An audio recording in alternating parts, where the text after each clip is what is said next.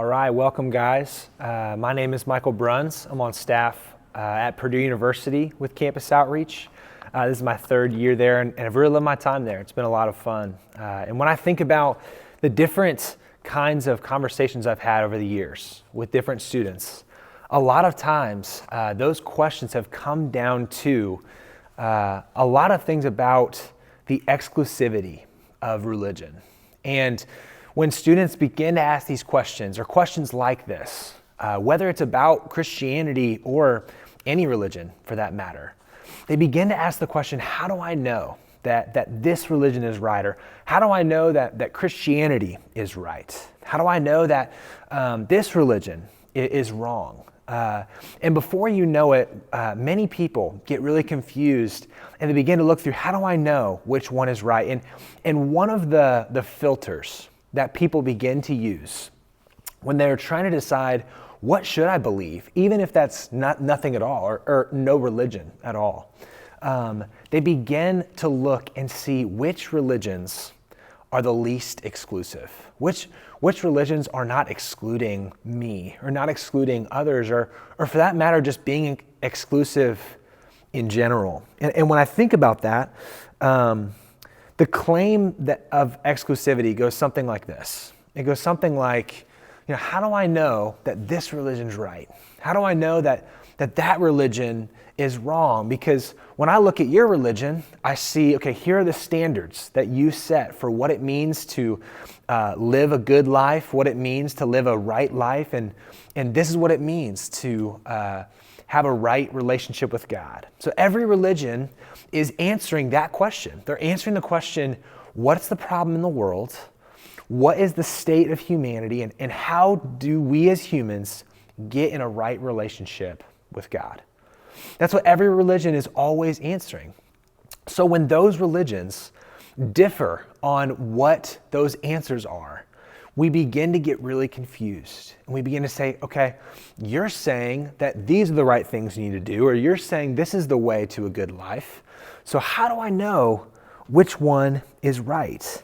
And for many of you listening to this seminar right now, you might even hear the word religion or hear the word Christianity or whatever religion it is, and you begin to tense up a little bit. You begin to squeeze your fists, or there's maybe some pain and hurt that comes with the idea of religion. And maybe even because they feel exclusive. But what I want to do tonight, and what I want to do for the next 20, 25 minutes, is I want to ask the question, is it possible that actually every religion is exclusive?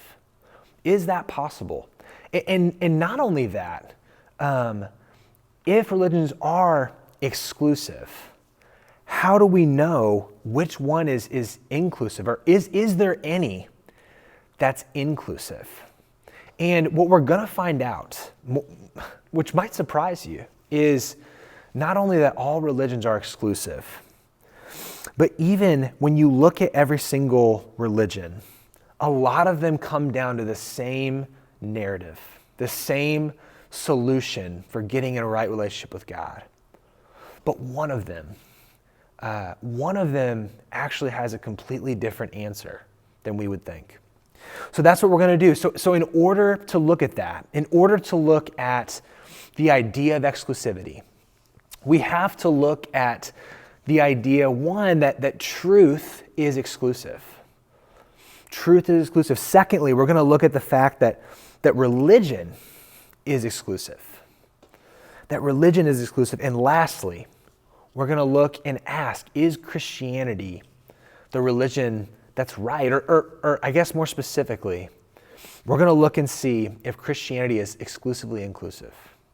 So we're going to ask these questions. So first, let's look at the idea that truth is exclusive. So when we hear this word, we don't like it. We hear exclusivity, and there's this taste in your mouth that does not taste good when you see it. Why? Because it might be associated with a time back in high school, or even a time now, or it might be associated with a religion. Because you hear that word, and what it communicates to you is okay, some people are in the group, or some people are higher than others. that they hear the word exclusivity and they think, man, all you're saying is that you're right and another way is wrong. But what I want to do is I actually want to look at how exclusivity sometimes in certain situations and scenarios is actually necessary. That it's actually necessary. So let me give you an example. So I got married 4 months ago, and we've really enjoyed our time being married, even in this quarantine season. But I look back to when I proposed to my wife, Chrissy. And we had started dating in 2019, and 2020 comes around, and I ended up proposing to her in May. And I remember that week leading up to when I was going to propose to her. And gosh, I was so nervous. I was so nervous trying to think of every single thing I could do to make that day special and perfect for her. So I planned out all these different things, a little scavenger hunt, so to speak. And she's going through different places. And finally, she gets to the place where we had our first date, the canal in Indy. And she finds me standing there with a guitar. And she comes to see me. Of course, I embrace her. I say hello. And then I ended up singing her a song, talking about how I wanted to spend the rest of my life with her. That I wanted to be with just her for the rest of my life. That in essence, I wanted to be exclusive with her. And then I got on one knee and I asked her to marry me. And when I asked her to marry me, I was asking her to say yes to me and to say no to everyone else. And I was doing the same. I was going to say no to every other girl because I wanted her. Now, let's flip the script a little bit. Let's say I were to get on one knee. So let's go back to that time.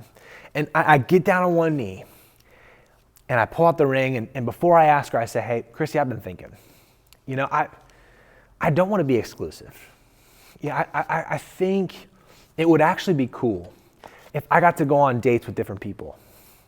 And you could do that too. And that way we can be inclusive. What would happen is you would slap me in the face or something. Why? Because exclusivity is necessary for a right relationship with her. If I want my marriage to flourish, if I want a true marriage, inclusiveness with other people, there's no place for it. Why? Because I'm saying yes to you. There's only one person I can experience a marriage with that will flourish. And if I begin to say yes to her and then to other people, I'm actually missing out on the joy of being with her. So why do I bring this up? I bring this up because truth is exclusive. That when we think about different claims or different beliefs, when we say, I believe something, I'm saying yes to this belief and no to the other beliefs. And sometimes we take that as an offense, but in order to really believe something, you have to say that it is exclusive. So let me give you another example. So when we think about the equation 2 plus 2 equals what? It's going to be the easiest college equation you see. But 2 plus 2 equals what? There are tons of different outcomes. There are tons of different answers we could put there. In fact, there's actually infinite number of answers that we could put for the equation 2 plus 2 equals what? But there's only one equation at the end of the day that's right. And one answer fits the equation. One answer best explains or best answers the problem. 2 plus 2 equals 4.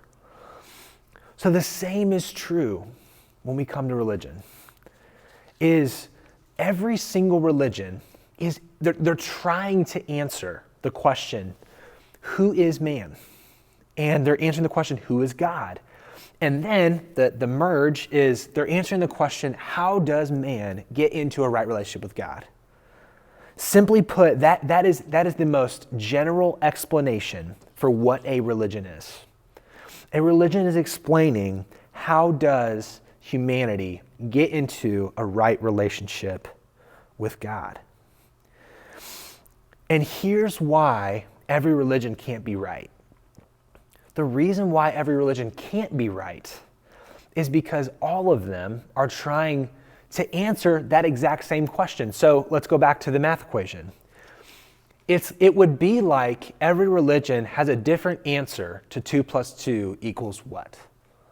At the end of the day, only one of them is right. Only one of them is right. And when we come to religions, the idea of being tied to a specific belief or exclusive, it can seem offensive or unfair. But if we're actually going to believe that it's true, you have to claim it as truth. So truth then is exclusive. And what we're actually beginning to see already is that religions also have exclusive claims. That they claim that their religion is correct. And someone might say, okay, Michael, I see what you're saying. That every religion does claim that their religion is right. That their religion best explains who we are, what we're made for, what is the way to a maximum flourishing life. But what if I believe that every religion is right? Or what if I believe that every religion has whatever they want for that person, that you have to pick for yourself what religion you want to choose, okay? And the funny thing about this is that is also an exclusive claim. Even though it is an inclusive idea, it's still an exclusive claim. Why? Because if you believe that, and I come to you and say, well, I believe that this religion is true, or this religion is wrong, or whatever, you then would say, well, that doesn't fit in line with what I believe. Because what you believe is that every religion is right. So any answer outside of your answer is wrong in your opinion, and that is everyone. So what's my point? When we look at religions, we can't ask the question, what is exclusive? We have to ask the question, which one is right, or which one best explains and best answers who we are, what we're made for, and how do we get in a right relationship with God. So now what I want to do is I want to take 3 really similar religions, at least on the surface. So they have a lot of differences, but they're the most similar of 3 that I can think of. And those 3 are Christianity, Judaism, and Islam, okay? So someone might say, well, why can't we just be okay with you believing what you believe? And you can always respect what someone believes. But we have to come in an agreement that they can't all be right. They can't. Why? Because they have different answers for 2 plus 2. So let me show you what I mean. These 3 religions have different stances on who Jesus is. So, if Jesus actually is who he says he is, or who he said he said he was God. If that's true, what does that mean? That means that Jews and Muslims are not properly worshiping God and therefore not properly worshiping Jesus.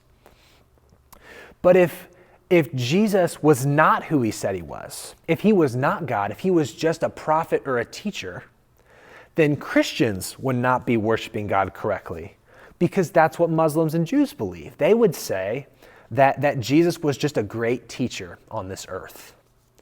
So, what it comes down to then is not which one is exclusive, because every belief, every claim, even non-religious claims and beliefs about atheism are also exclusive claims.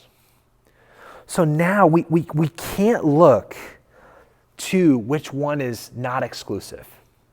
We have to look at which one is right. So then that becomes our next question. How do we know which one's right? And in order to answer this question, we do have to look at the similarities and differences between the different religions. And what we already did is we looked at who Jesus is, and we're going to look at that in a little bit in a second.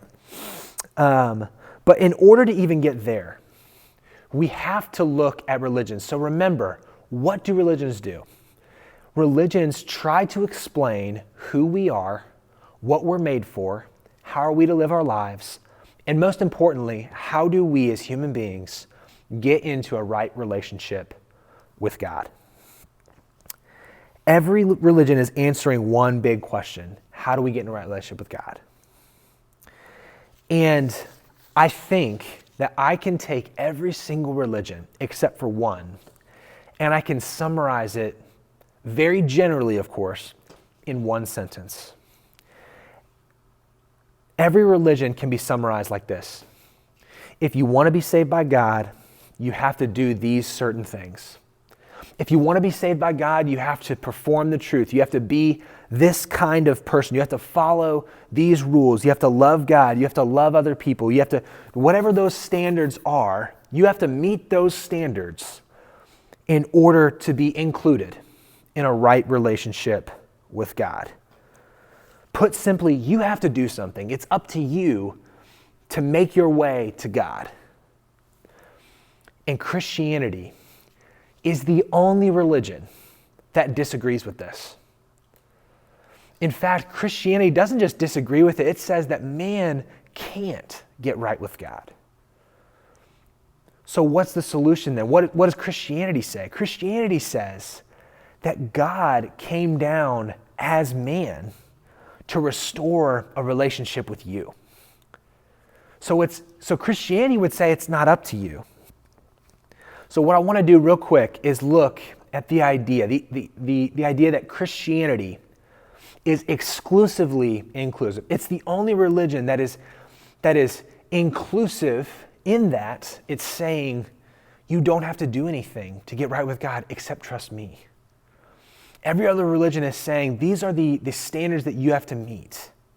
And that can create some exclusion. But what I want to do is look at one verse. 1 John 4:10 says this: "In this is love, not that we have loved God, but that he loved us and sent his Son to be the propitiation for our sins." Every religion is saying the opposite of that. It's saying you must love God. You must meet these standards. You must do this. But Christianity exclusively says it's not about what you do. It's actually about what God has already done. God is basically saying in this verse, you're not the one that gets in a right relationship with me. I'm the one that gets in a right relationship with you. And when you think about every religion, I remember actually having a conversation with a student last year, and we talked about different religions, and he actually had explored every religion, or at least looked into every religion, and he said something really fascinating to me, and I'll never forget it. He said, man, religion just feels exhausting. Religion just feels so exhausting. And I remember saying, you know what? I agree with you. A lot of the times when we get into this mindset of having to do something for God, it can be exhausting. And that's actually my story. In a very short summary, I thought that Christianity was like this. I thought that in Christianity, to follow this religion, you had to do and be as good as you could. And the problem that I kept running into, and the problem that this guy kept running into, was one, he knew that he could never perfectly meet those standards. He knew that he could never follow those rules to love God, to love other people perfectly, and to follow all the rules and be the best person you can be. He knew he couldn't do that. And I knew I couldn't either. And that's what I thought Christianity was. But Christianity explains the story of humanity completely different. Completely different. The story of humanity in the Christian lens is that we were made for God. That we were designed to be in a relationship with him. And because of that, when we decided to not live a life for God or not think about God or to be blunt, when we excluded God from our lives.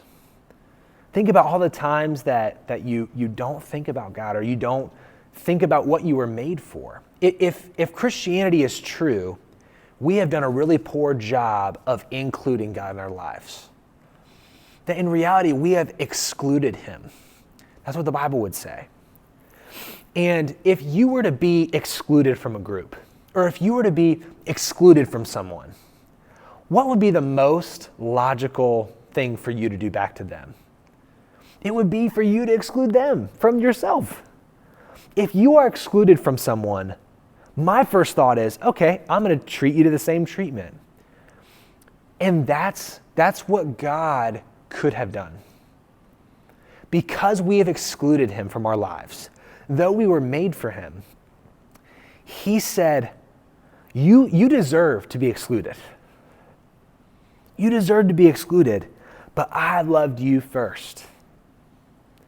And I decided that though your penalty was to be excluded, I wanted someone else to pay that payment for you.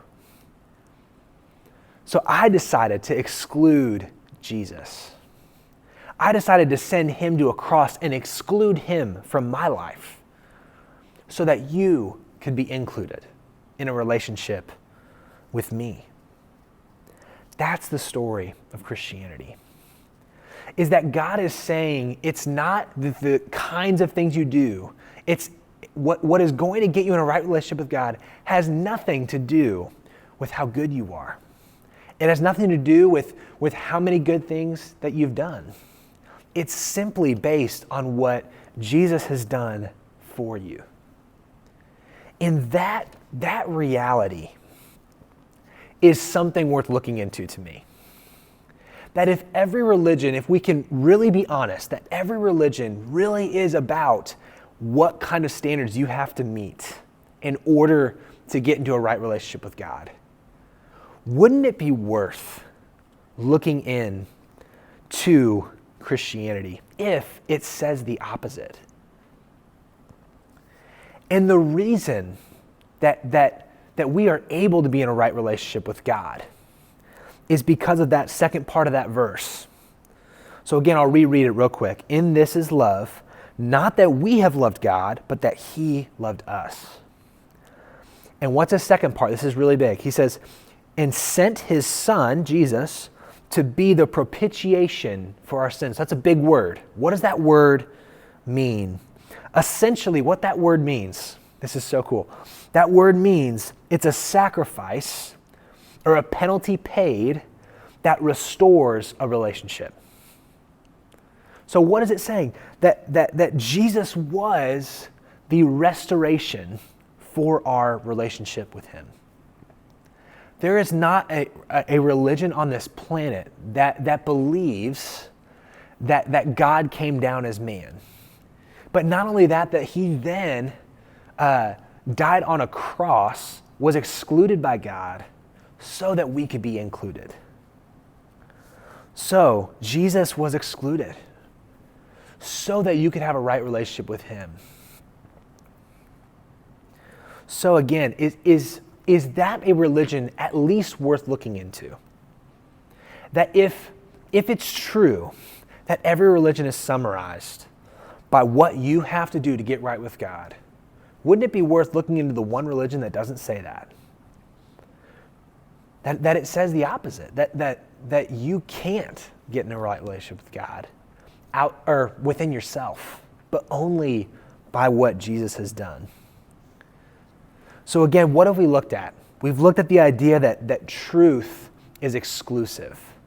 That when you believe anything, whether it's religion or not religion, whether it's atheism, whatever it may be, it's an exclusive claim, meaning what you say you think is right implies that every other belief is wrong. And that's not necessarily offensive. You're just saying, this is what I think is right. And it's the same claim that I'm making today, that I think Christianity is right because I think it best explains who we are made for, And I think it best explains who Jesus is. So the second point, so truth is exclusive. Secondly, religion is exclusive. That every religion is trying to answer who we are, it's trying to answer what we were made for, trying to answer who God is and how do we get in a right relationship with Him. If every religion has a different answer for that, we have to look and say, okay, only one of them has to be right. Only one of them can be right. There's only one outcome. And lastly, we look at the fact that Christianity is exclusively inclusive, that it's not about a certain amount of standards of who you are and what you do, but it's about what Jesus has done for you. So again, just some more resources for you. So if you are hearing this topic and you're saying, man, this is really interesting, I want to keep looking into this, I would really recommend a book to you. It's called Reason for God by Tim Keller. And the book not only goes through this topic, but it actually goes through some of the biggest questions that people have about Christianity. And I think if you are in that still, where you would say, man, I hear what you're saying, but I'm still having a hard time with this, I would say that looking into this book and continuing to get your questions answered would be a great next step for you. And I think if that is you, you're still skeptical of this, I would at least ask you to consider, do you see that there's only one religion, that it's not up to who you are and what you do? Can you believe that? Can you get behind that? And if so, is that worth looking into? And then maybe there's some of you listening who you're wanting to talk about this with other people. Maybe you just became a Christian. I would encourage you to read that book as well. But I think as you have these conversations with people, you need to make sure that the idea of truth being exclusive is not just applicable to them, it's also applicable to you. That you are making an exclusive claim. So you need to own and respect those beliefs with other people. So I would encourage you all to continue to have these questions and keep talking to the people on your campus, the people that brought you to this conference. But thank you guys so much, and we will hopefully see you back on campus.